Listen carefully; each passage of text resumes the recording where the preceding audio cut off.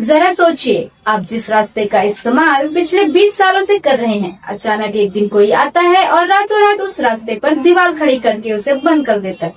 न एम्बुलेंस आने की जगह बचती, न बच्चों को स्कूल जाने का रास्ता। कुछ ऐसा ही हुआ नागपुर के एक रिहायशी इलाके में, जहां कथित भूमाफिया की मनमानी के खिलाफ अब सैकड़ों महिलाओं और स्थानीय लोगों का गुस्सा फूट पड़ा है। क्या है पूरा विवाद और कैसे रातों रात बंद कर दिया गया सैकड़ों घरों का रास्ता, देखिए हमारी इस विशेष ग्राउंड रिपोर्ट में। स्क्रीन पर दिख रही इन महिलाओं के चेहरों पर झलकता गुस्सा और आंखों की बेबसी विकास के दावों के बीच आम जनता के हकों की जमीनी हकीकत बयां कर रही है।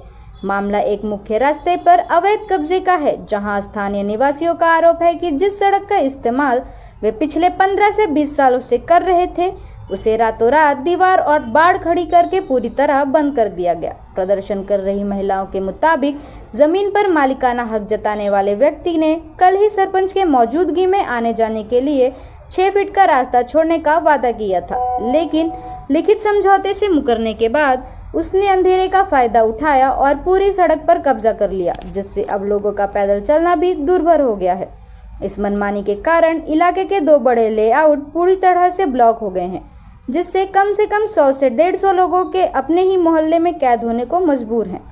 स्थानीय नागरिकों ने गंभीर चिंता जताते हुए कहा कि इस रास्ते के बंद होने से आपातकालीन सेवाएं ठप हो गई हैं। अगर किसी बुजुर्ग को हार्ट अटैक आ जाए या मोहल्ले में आग लग जाए तो यहाँ ना एम्बुलेंस आ सकती है और ना ही फायर ब्रिगेड। जो अस्पताल महज 5 मिनट की दूरी पर था, वहां पहुंचने के लिए अब लोगों को और स्कूल के बच्चों को 4 किलोमीटर का लंबा चक्कर काटना पड़ रहा है। पीड़ित जनता का सीधा आरोप है कि प्रशासन की नाक के नीचे कसूरदार लोग मध्यवर्गीय परिवारों को दबा रहे हैं और इस गंभीर संकट पर जिम्मेदार अधिकारी आंखें मूंदकर सो रहे हैं।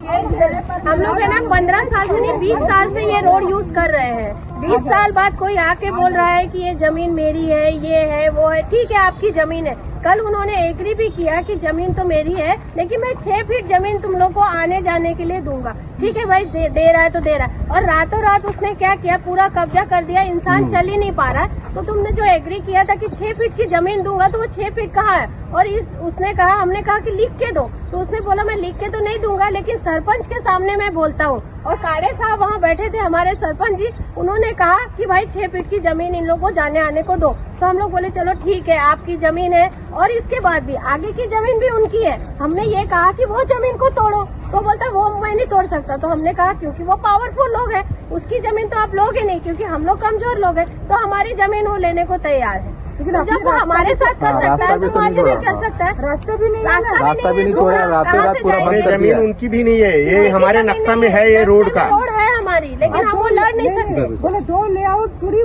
पैक हो गया। 2 लेआउट पूरा पैक हो रहा है। कम से कम 100-150 घर है यहाँ पे। अचानक मान लो किसी बुजुर्ग इंसान को अटैक आता है, कोई बीमार होता है, तो वो 4 किलोमीटर दूर से नहीं जाएगा, 5 मिनट का सफर करके यहाँ पर हॉस्पिटल है जाएंगे, तो कैसे जाएगा आदमी? ना एम्बुलेंस आएगी यहाँ पे, ना ही फायर ब्रिगेड का कुछ आग लग गई, कुछ हो गया तो कोई नहीं आने वाला यहाँ पे, क्योंकि हम लोग को अलग कर दिया इधर से।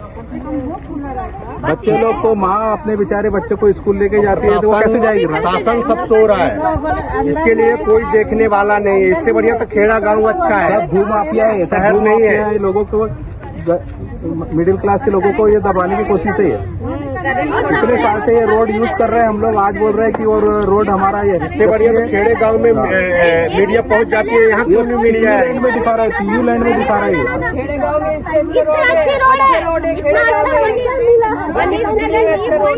बोलते हैं और अंदर देखो क्या है। Bureau report, news Bharat.